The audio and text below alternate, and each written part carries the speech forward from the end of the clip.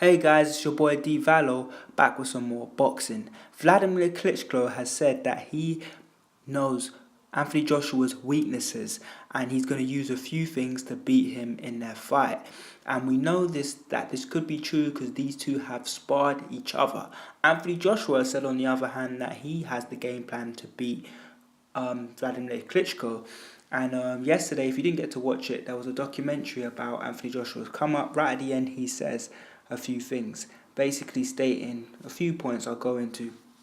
First one is that, as we know, Wladimir Klitschko, he likes to throw his jab, and he puts his jab in your face and uses it as a smoke screen, and tries to blind you with that left hand. He peppers you with that jab, and then he uses it to cover up a big right hand, and he sticks you with that.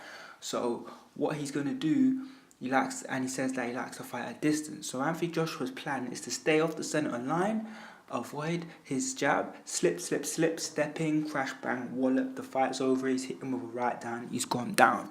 So basically, that seemed like a game plan which is characteristic of Anthony Joshua and his style.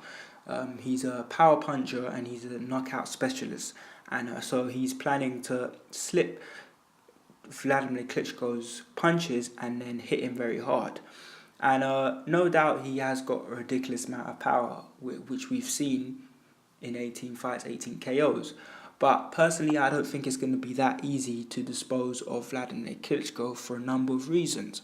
Firstly, Wladimir Klitschko is at 64 fights. He's a very experienced fighter. He's lost 4 times, and the people that he has lost to were power punchers, though. They were power punchers, and they were quite aggressive, and when they threw a few power shots, and it only took a few of them for Wladimir Klitschko to go down, which takes me on to something which could actually be good for Anthony Joshua. Boxing fans are saying that Klitschko may have problems with his chin. He may have a weak chin so Anthony Joshua's plan to hit him hard may work out. If he lands clean, it could cancel all of those things.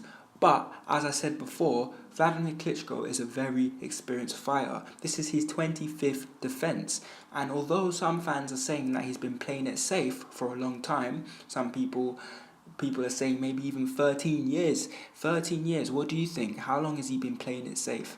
What do you think of Wladimir Klitschko and his experience?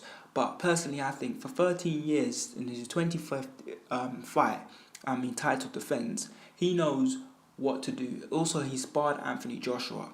So what weaknesses are in Anthony Joshua? Before we go into Klitschko, what weaknesses does Joshua have? Well, firstly, the biggest question which people are talking about is Anthony Joshua's size. Since turning pro, he has packed on a lot of muscle, and it doesn't matter what you say. When you put on muscle, it affects your movement. And he would like to say that his movement is quite good, and his movement has been good enough to dispose of his opponents. True, but we haven't seen Anthony Joshua in the later rounds. He's been knocking out guys in 6 rounds, so he's a specialist of that, and that's where his experience lies. So what will he look like in the later rounds? In the one fight where he did seem to get tired was against Dillian Whyte. And in that fight, I think maybe that's where he looked most vulnerable, when he was getting more tired. So maybe that was true, that was a fight early on in his career, but I still believe that even since then, he's put on more muscle. So how would that affect? There's questions, how does that affect his movement and ability to fight tired? That's the one question. And that's also an important question because Wladimir Klitschko likes to take people through the rounds. And his main game plan is to be getting Anthony Joshua tired, but not allowing Anthony Joshua to control the fight early, because if he accumulates too much damage, it could be too over for him.